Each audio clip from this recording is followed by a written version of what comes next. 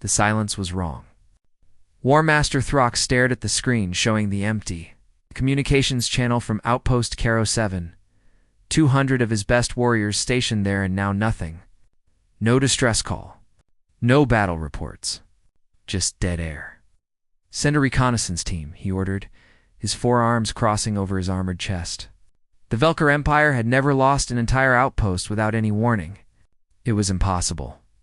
3 hours later, the reconnaissance team arrived at Caro 7. What they found made even veteran soldiers step back in horror. 200 Velkar warriors lay dead throughout the facility. Some at their posts. Some in the barracks. Some in the middle of the hallway, as if they had been walking somewhere when death found them. There were no human bodies. No signs of a large battle? Just precision. Just death. On the command center wall, someone had burned a message into the metal with a plasma torch. One word in Galactic Common: leave. Captain Dakim watched the Velkar reconnaissance footage from his position 3 kilometers away. He lay perfectly still on a rocky outcrop, his advanced suit making him nearly invisible against the gray stone. Beside him, Mina Choi adjusted her rifle scope, tracking the Velkar soldiers as they moved through the outpost. "Think they got the message?" Mina whispered. "They got it," they replied. "Whether they listen is another question." In orbit above the contested moon, Commander Unipark sat in the intelligence station of the stealth ship. Screens surrounded her, showing intercepted Velkar communications. She'd been tracking enemy transmissions for 3 days, piecing together their invasion plans. The Velkar Empire thought humans were weak. They thought Earth's colonies would be easy targets. They were learning otherwise. "Day, this is Yuna," she said into her encrypted com. "I've got confirmation. The Velkar fleet is moving toward New Haven Colony. 72 hours until they arrive." "Copy that," Day responded. "We'll be ready." Far away on the Velkar capital ship, War Master Throck refused to believe what his intelligence officers were telling him. Humans were small. They lived short lives. They had no natural armor or claws. How could they possibly defeat Velkar warriors? "It must be some kind of technology," insisted High Strategist Velnus, one of the Empire's top tactical minds. "Perhaps stealth devices we cannot detect. Or poison gases. Whatever it is, we will crush them," Throck declared. "Increase the invasion force to New Haven. I want 5,000 warriors on the ground. These humans will learn to fear the Velkar Empire." But over the next 2 days, strange things began happening. A Velkar supply depot exploded without warning. 3 officers disappeared from their quarters, never to be seen again. Communication arrays throughout the sector began failing. Each time, there was no evidence of who was responsible. Just results. Scout Leader Grin was the first to actually see them. He had been leading a patrol through a rocky canyon when his motion sensors detected something. Moving fast. Too fast for Velkar equipment to track properly. He raised his weapon, scanning the shadows. For just a moment, he saw a figure. Human-sized, covered in adaptive camouflage that shifted with the environment. Then it was gone. Gren blinked, wondering if he had imagined it. Then another figure appeared behind one of his scouts. Before Gren could shout a warning, the scout collapsed silently to the ground. "Contact. We have contact." Gren screamed into his com, but the channel was filled with static. His remaining scouts fired wildly at shadows. One by one, they fell. Gren ran, his pride forgotten, his training abandoned. He ran until his legs burned and his lungs ached. When he finally stopped, he was alone in the darkness. He survived only because Heinle had let him survive. The human demolitions expert watched the Velkar scout flee through his night vision goggles. "Target is running," he reported calmly. "Let him go," Day ordered. Fear spreads faster than bullets. New Haven Colony was home to 50,000 human civilians. They were farmers, miners, teachers, and families trying to build a new life on a distant world. They had heard the warnings that the Velkar were coming, but they had also heard something else. They had heard that Earth was sending help. Special forces, they called them. Most of the colonists did not know what that meant, but they trusted Earth to protect them. Day's team of 6 operators moved through the surrounding territory like ghosts. Hannah Sung, their medical specialist, marked possible enemy landing zones with chemical markers that only human sensors could detect. Taiwan, their electronics expert, planted listening devices in Velcar communication relays.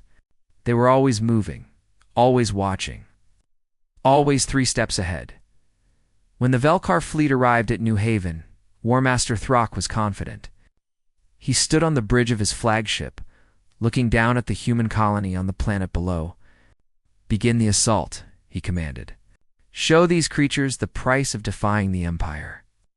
Dropships filled with Velcar warriors launched toward the surface.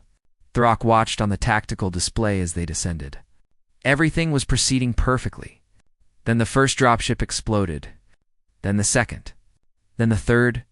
His tactical officer shouted in confusion as ship after ship was destroyed before reaching the ground. "What is happening?" Throck roared. "Unknown hostile fire. The shots are coming from the surface, but we cannot locate the source." Mina Choi worked the bolt on her rifle smoothly, already acquiring her next target. The Velcar dropship appeared in her scope. She controlled her breathing, calculated for wind and distance, and squeezed the trigger. 2 kilometers away, the dropship's engine exploded. She had already moved on to the next target before it hit the ground. On the ground, Yoon Lee had planted charges along the predicted landing zones. As Velcar ships touched down, he detonated them with precise timing. The entire squads of warriors died before they could even exit their transports. The Velcar assault was collapsing. Of 5,000 warriors sent to the surface, fewer than 1,000 made it to the ground alive.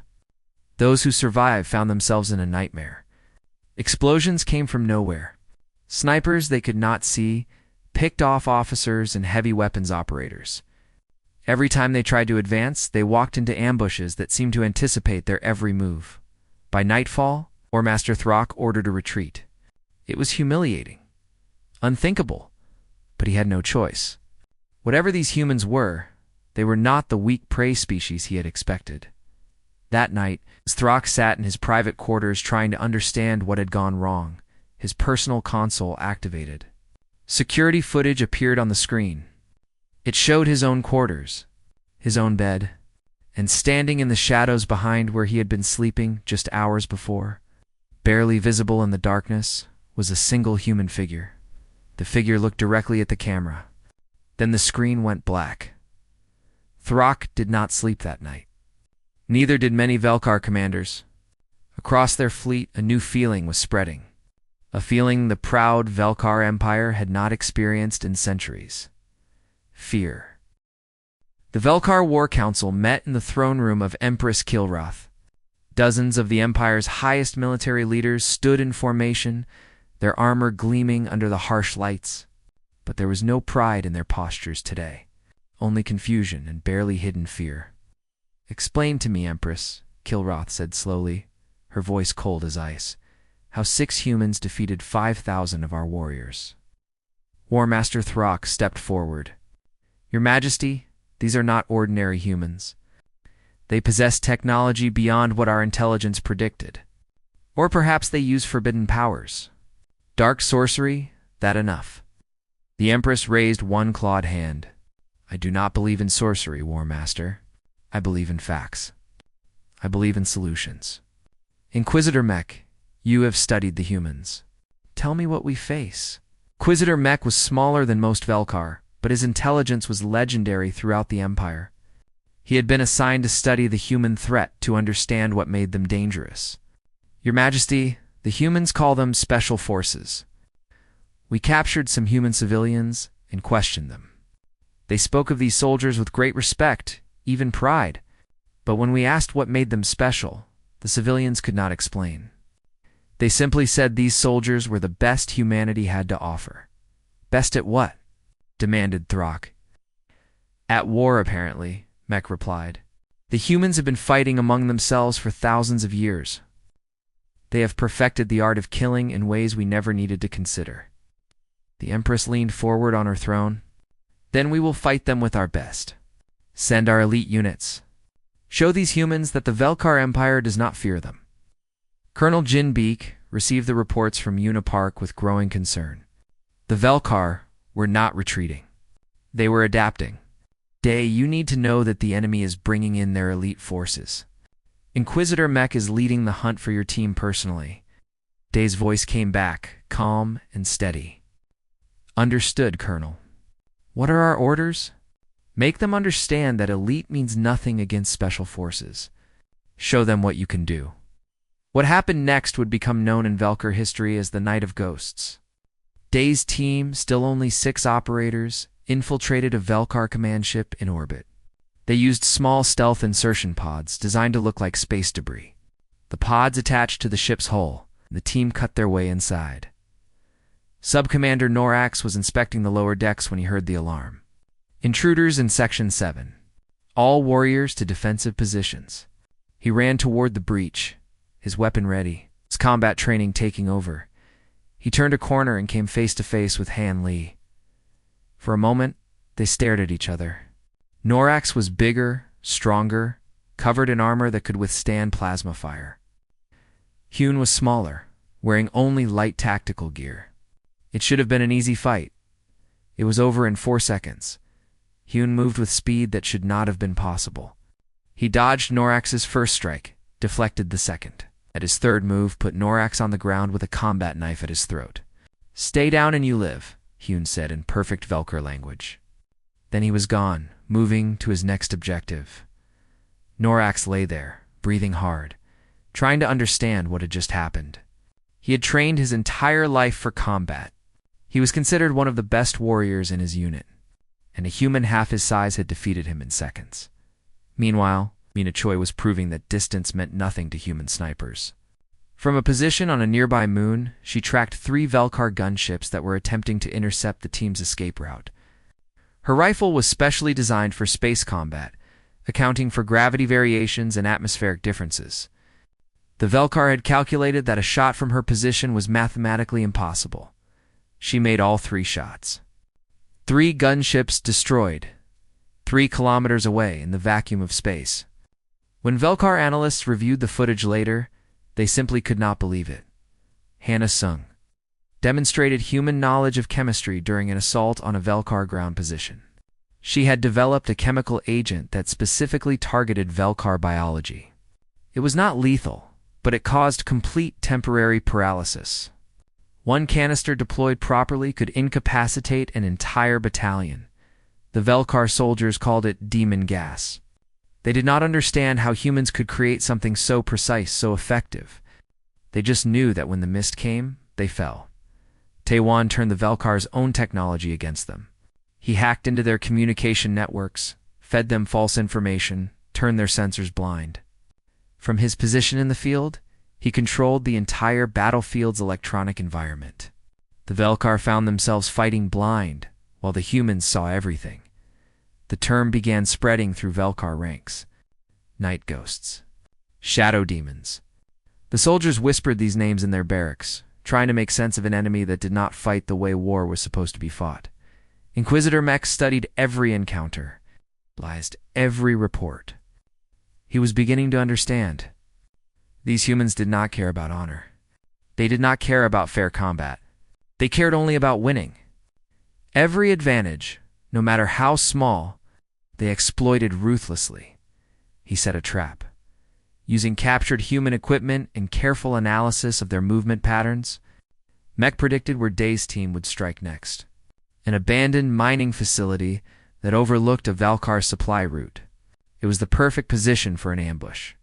He placed 2,000 soldiers around the facility, equipped with sensors designed to detect human stealth technology. When his scouts reported human movement toward the facility, Mech allowed himself a small smile. Finally, we have them.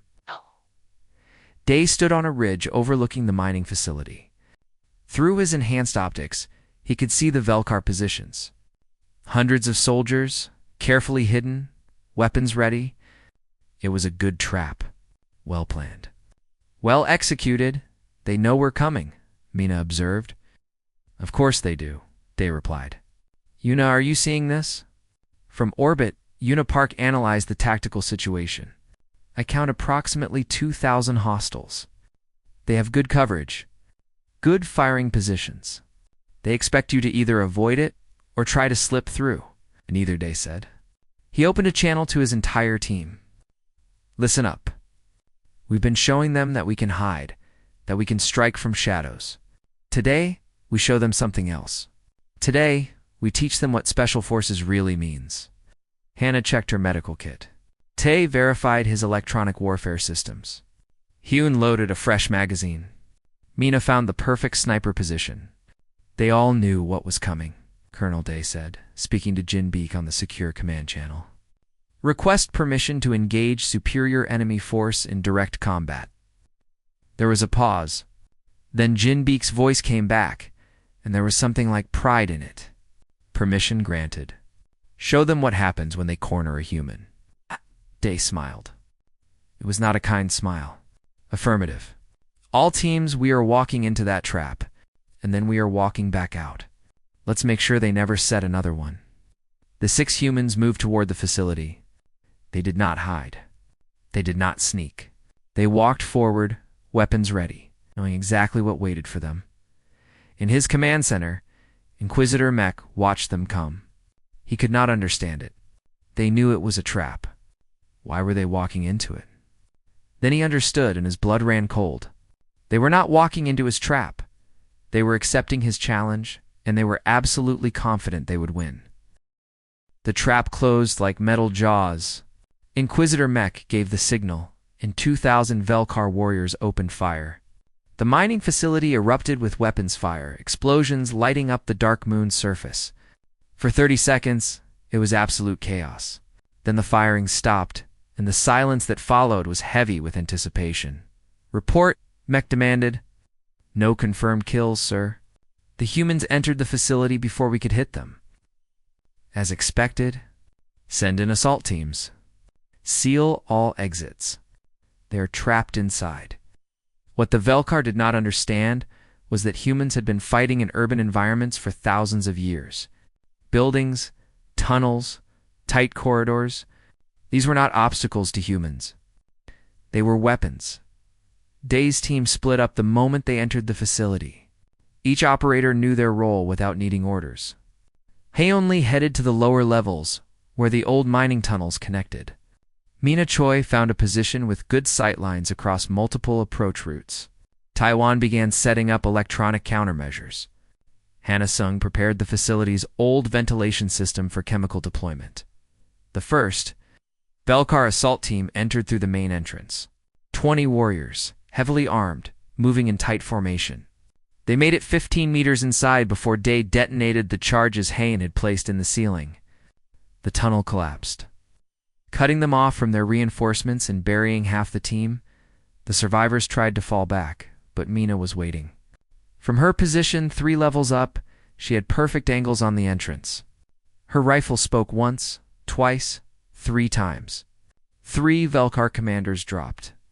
Without leadership, the assault team broke and ran. West entrance breach, Tay reported calmly. 50 hostiles incoming.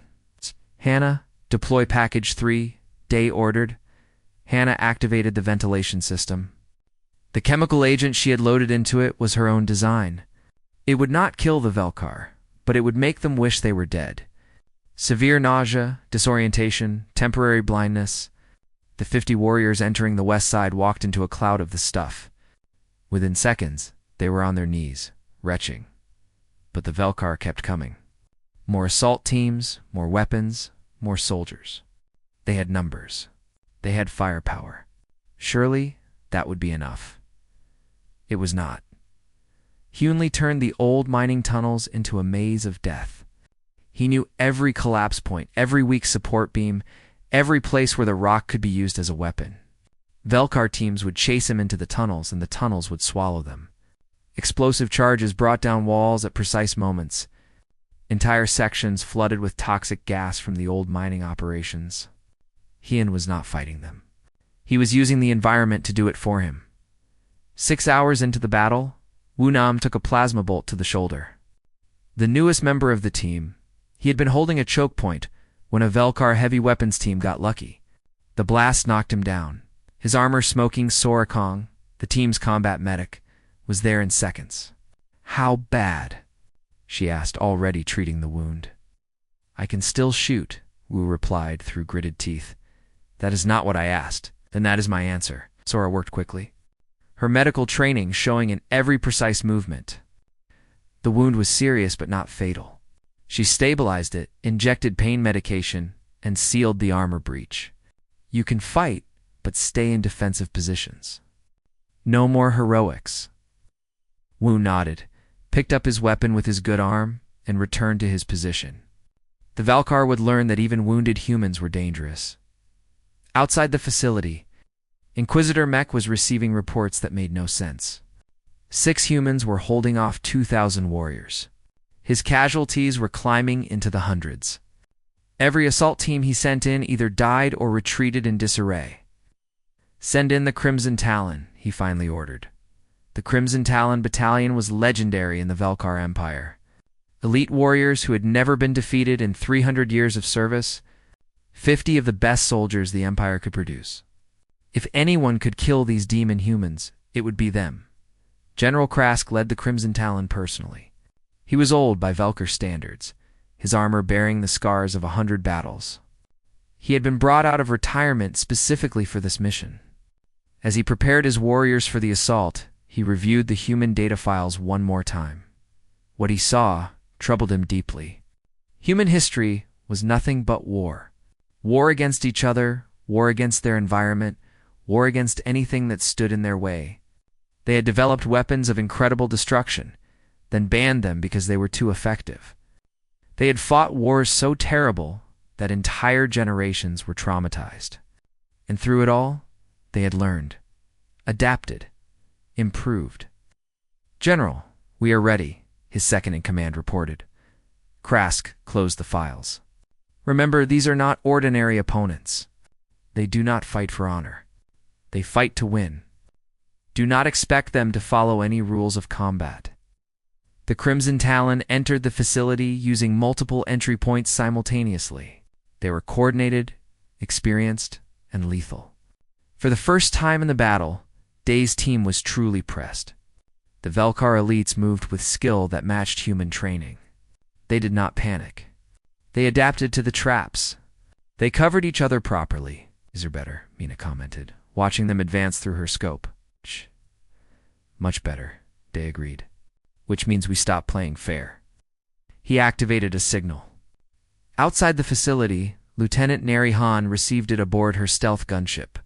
She had been waiting in orbit for hours, ready for this moment. All teams, this is air support. Beginning attack run. Her gunship was a masterpiece of human engineering. Small, fast, and equipped with weapons that could destroy targets a Valkyr ship twice its size could not even detect. She dove toward the moon's surface, her targeting systems locking onto every Valkyr. Position surrounding the facility. The Valkyr had never experienced close air support done the human way.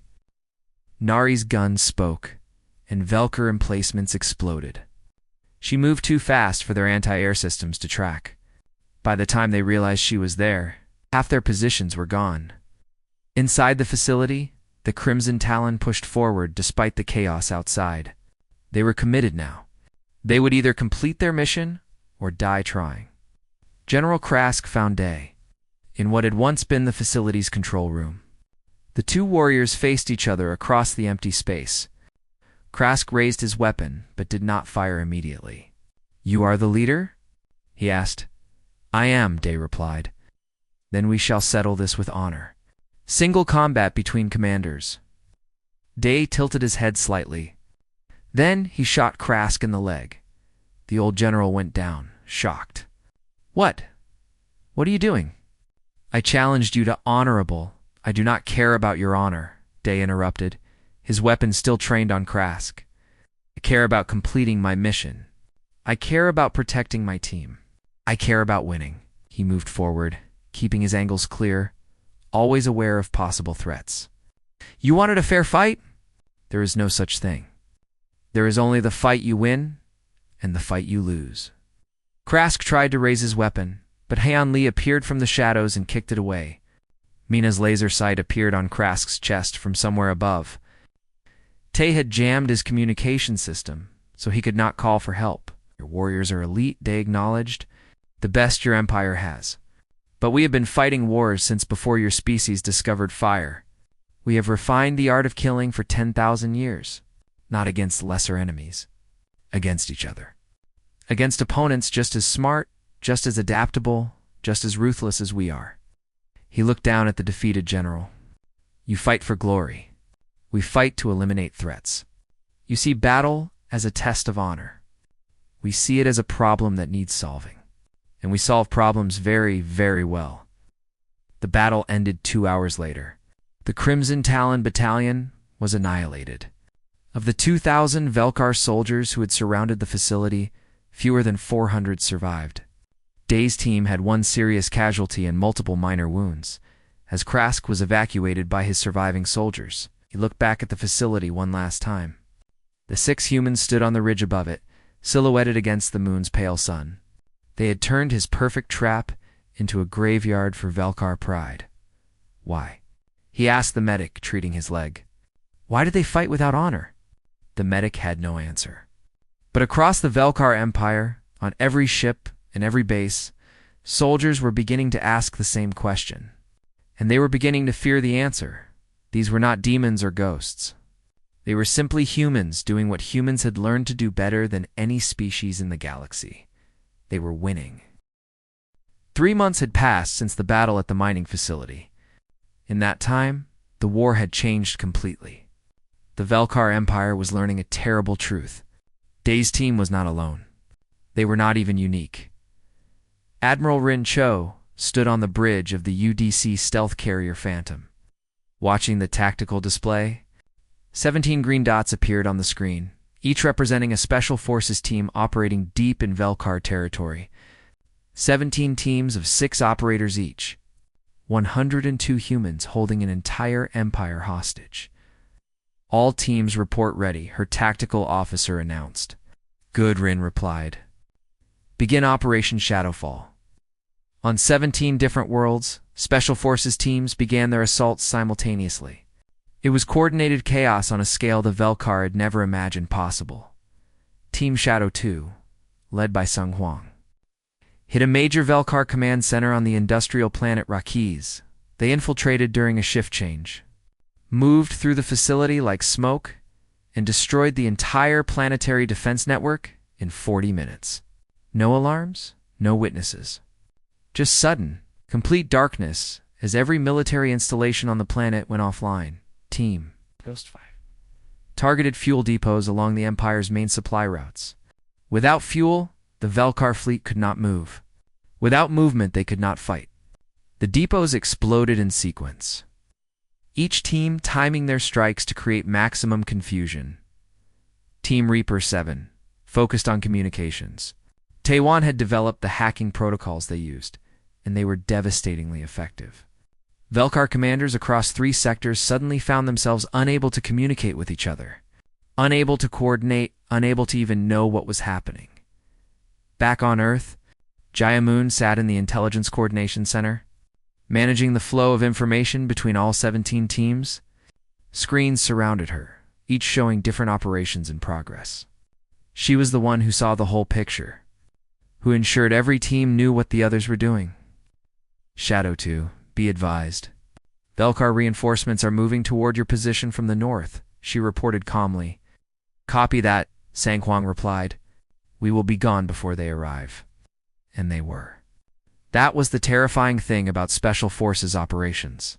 The Velkar could predict where they might strike, could send reinforcements, could prepare defenses. But the humans were always gone before help arrived. They struck like lightning and vanished like mist in the Velkar capital. War Chancellor Draxus slammed his fist on the council table. This is unacceptable. How can a handful of humans cripple our entire military infrastructure? Arch-Scientist Quell had been studying captured human equipment for months. He finally understood what they were facing. Chancellor, it is not magic or superior biology. It is technology. Human technology is centuries ahead of ours in certain specific areas. Miniaturization, power efficiency, material science. They can pack the computing power of our command ships into devices small enough to carry in their hands. Then we will destroy them, Draxus declared. If we cannot defeat their soldiers, We will destroy their worlds. Launch planet-killer weapons against their colonies. If they want war, we will show them true destruction. But there was a problem. The Velkar Empire was not united anymore. Other species in the galaxy had been watching this war. They had seen how the Velkar attacked human colonies unprovoked. They had seen the brutality, and now they were seeing the Velkar lose. Some alien governments quietly contacted Earth, offering support. Others simply refused to help the Velkar Empire anymore. The political situation was collapsing almost as fast as the military one. On Velkar Prison World 17, human prisoners of war were being held in terrible conditions. They had been captured during early skirmishes before the Special Forces deployment. The Velkar guards treated them cruelly, believing humans were inferior creatures. Then Sangwang's team arrived. The prison break was surgical. The guards never knew what hit them. One moment the facility was secure. The next every cell was open, and human prisoners were being evacuated to waiting stealth transports. But before they left, Sang did something that would change everything. He activated a camera. He recorded what had been done to the prisoners. The torture, the starvation, the casual cruelty. Then he broadcast it across the entire galaxy on every communication channel that existed. The reaction was immediate and overwhelming. Species that had been neutral suddenly turned against the Velkar. Trade agreements were canceled. Diplomatic ties were severed. The Empire found itself isolated, alone, facing an enemy they could not defeat and allies who no longer supported them.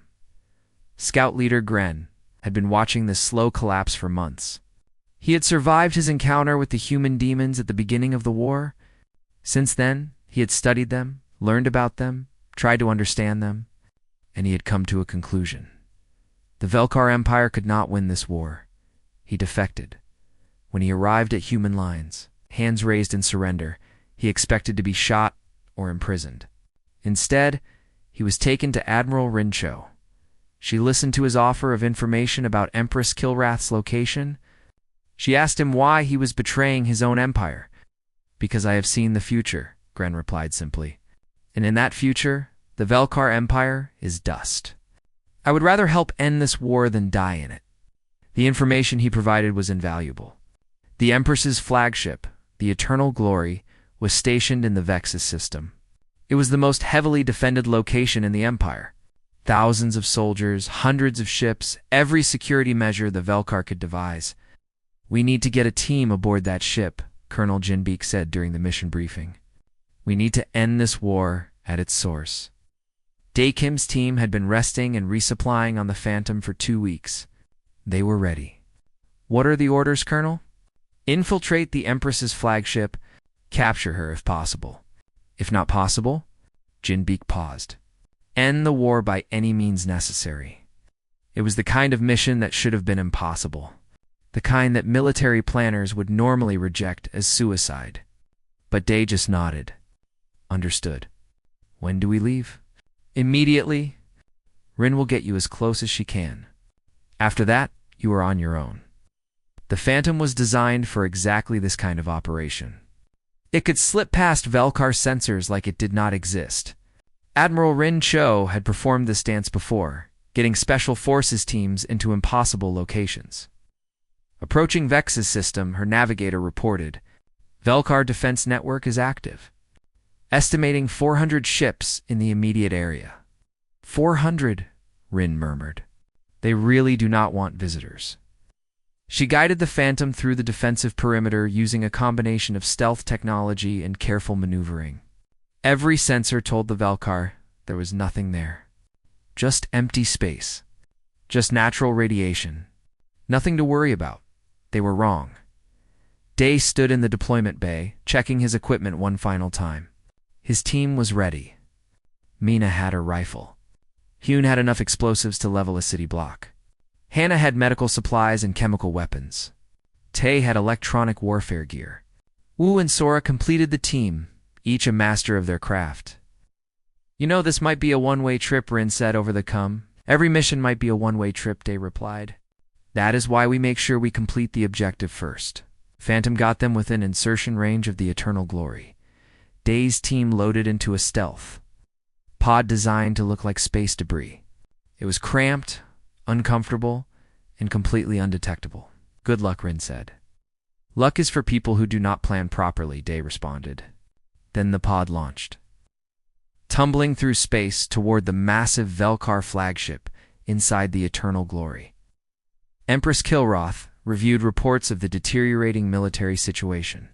Her empire was crumbling. Her soldiers were afraid, and 6 humans were about to board her personal ship.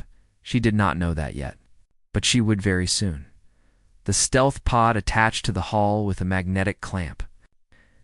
Hyun Lee began cutting through the armor plating. The sound should have been detected by internal sensors, but Tay was already jamming those sensors, feeding them false data, making the ship's own systems lie to the crew. They were inside within 3 minutes. The most heavily defended ship in the end. Velkar Empire had been breached by 6 humans, and nobody on board knew they were there. The hunt for the Empress had begun. The Eternal Glory was a fortress that moved through space. 10,000 Velkar crew members, 5,000 elite guards, and every security system the Empire could design. Dae Kim and his 5 team members moved through it like they owned the place. One was performing miracles with the ship's computer systems. He had mapped the entire vessel in minutes, identified patrol patterns, located the Empress's war room. More importantly, he had taken control of the internal sensors. To the ship's security systems, the 6 humans simply did not exist. "Empress is on deck 12, War Room Delta," Tay reported quietly. 40 guards outside, unknown number inside. "Chemical option?" Day asked. Hana Sung checked her supplies. "I can deploy through the ventilation system. Everyone in that section will be unconscious in 90 seconds. Do it." "Mina, Wu, you have the exterior guards?" "Hyun Sora, you are with me. We go in the moment the gas takes effect." They moved with practiced efficiency. Each operator knew their role without needing constant updates. This was what thousands of hours of training created. This was what made Special Forces special. Mina and Wu found positions with clear sight lines to the war room entrance. 40 Velkar guards stood at attention, completely unaware that 2 human snipers had them targeted. They would never know. The moment the chemical agent deployed, those guards simply collapsed where they stood. Day entered the war room with Hayan and Sora. Inside, Empress Kilrath sat at the head of a large tactical table, surrounded by her highest commanders. The gas had taken them all. They slumped in their chairs, unconscious but alive. "Secure the room," Day ordered. While his team worked, he walked to the Empress and injected her with the counteragent. Her eyes opened slowly, confusion turning to shock as she realized humans were standing in her war room. "How?" she began. "It does not matter how," they interrupted. "What matters is that we are here, and we need to talk." Kilrath tried to activate her personal alarm, but Tay had disabled it hours ago. She reached for a weapon, but Hayan was faster, removing it from her reach with a simple motion. She was trapped in the heart of her own ship, by enemies who should not have been able to get within 1,000 kilometers. "You have come to kill me," she said, her voice steady despite the situation. "Maybe," Day replied. He pulled out 2 data crystals and placed them on the table. "Or maybe we came to give you a choice. These crystals contain information. You should see both before you make your decision." What decision? "Whether this war ends today, or whether it continues until your empire is destroyed." Kilrath picked up the first crystal and inserted it into her personal display. What she saw made her blood run cold. It was a complete breakdown of human military forces. Not the special forces teams that had been destroying her armies. The reserves. The main battle fleets. The planetary defense forces. Hundreds of thousands of soldiers. Thousands of ships. Weapons that made her planet killers look like toys. "This is a lie," she said, but her voice lacked conviction. "It is not," they replied. "Everything you have faced so far, every special forces team that has torn through your territory, represents 0.1% of humanity's military capability. We are the scalpel. What you are seeing is the hammer. And if we fail here today, the hammer falls." The second crystal was worse. It showed civilian casualties from Velkar attacks on human colonies. Families killed, cities burned, children crying over the bodies of their parents. Kilrath had authorized those attacks herself, viewing humans as lesser creatures whose lives did not matter. "You wanted us to know what war meant," Day said quietly. "You wanted to teach us fear? You forgot to ask if we already knew. Humans have fought wars that killed hundreds of millions of our own people. We know what total war looks like, and we are very, very good at it." Before Kilrath could respond, alarms began blaring throughout the ship. Her elite guards had discovered their unconscious comrades.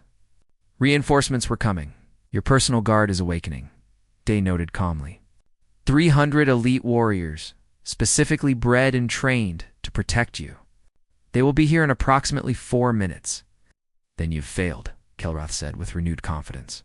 "My guards are the best the Empire has. You cannot escape," Jan smiled. It was not a pleasant expression. Who said anything about escaping? The doors to the war room burst open, and the elite guards poured in. These were not ordinary soldiers. They were the absolute best the Velkar Empire could produce. Enhanced biology, lifetime training, absolute loyalty. What happened next lasted 3 minutes and 47 seconds. Mina's rifle spoke from her concealed position. Dropping guards before they could fully enter the room, Wu's heavy weapons turned the corridor outside into a death trap. Hyun moved through the guards like a dancer, his combat knife finding weak points in their armor with surgical precision. Sora protected the Empress herself, not allowing any stray fire to hit her. Because a dead Empress could not surrender, Tay was performing electronic warfare miracles, jamming the guards' communication and coordination. Without their tactical network, they were just individual fighters.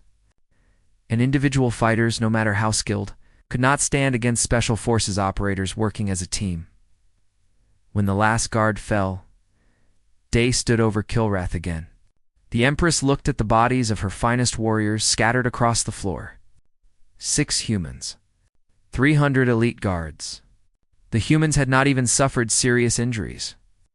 "This is impossible," Kilrath whispered. "This is training," Day corrected. "This is experience. This is what happens when a species spends 10,000 years learning to fight itself. We got very good at killing things that think like us. You've never had to. Your empire conquered species that could not match your strength. You never learned to fight an equal opponent." Across the Vexus system, War Chancellor Draxus made his move. If Kilrath would not use the planet-killer weapons, he would. His personal fleet moved toward the edge of the system where the massive weapon platforms waited. In 1 hour, he could fire them at Earth itself. But Supreme Commander Park had planned for this. Ghost Company, 200 Special Forces operators.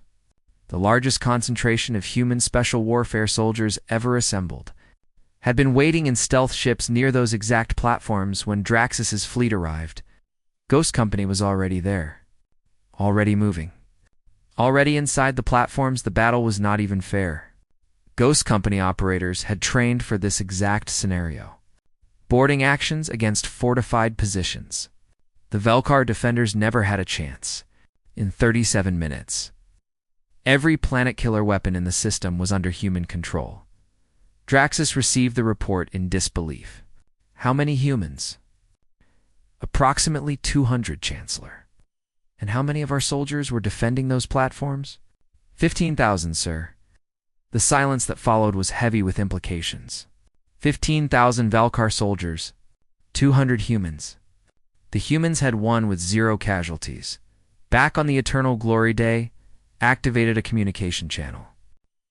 It was time for Empress Kilrath to understand the full scope of what she was facing. "This is Ghost Leader to all Special Forces teams," a voice said over the channel. "Directive Omega is authorized. Total War protocols engaged. All teams acknowledge." One by one, 200 team leaders acknowledged the order. Each one representing 6 operators. 1,200 Special Forces soldiers, all waiting for the command to unleash total war on the Velkar Empire. "That is 0.1%, they reminded Kilrath. 1,200 operators. If they are deployed with total war protocols, your empire will not exist in 6 months. Not because we will occupy your worlds, because we will destroy your military so completely that you will never threaten anyone again. He leaned closer. Or you can surrender. Right now. End this war. Your empire remains intact. Your people live. Your culture survives. You just agree to never attack human colonies again and to make reparations for the civilians you killed. And if I refuse, day straightened. Then I complete my mission. My team leaves this ship and the hammer falls. Your choice, Empress. Make it now. Kilroth looked around her war room. At her fallen guards. At the 6 humans who had penetrated the most secure location in her empire. At the data showing human military might she had never imagined existed. For the first time in Velkar history, an empress surrendered. The war ended that day. Peace talks began immediately. The galaxy watched in amazement as the proud Velkar Empire, who had never lost a war, accepted terms from humanity. 6 months later, Scout Leader Gren stood in a human training facility. Watching Special Forces candidates go through their exercises, he had asked to observe to understand what made these soldiers so different. What he saw was not enhanced biology or forbidden technology. He saw humans pushing themselves to their absolute limits. He saw them fail, learn, adapt, and try again. He saw thousands of years of warfare distilled into training doctrine. We usually are, the instructor replied. That is why we train to fight smarter, faster, and more ruthlessly than any opponent. Because when you are outnumbered, the only advantage you have is being better. At the Galactic Rim, a new threat was emerging.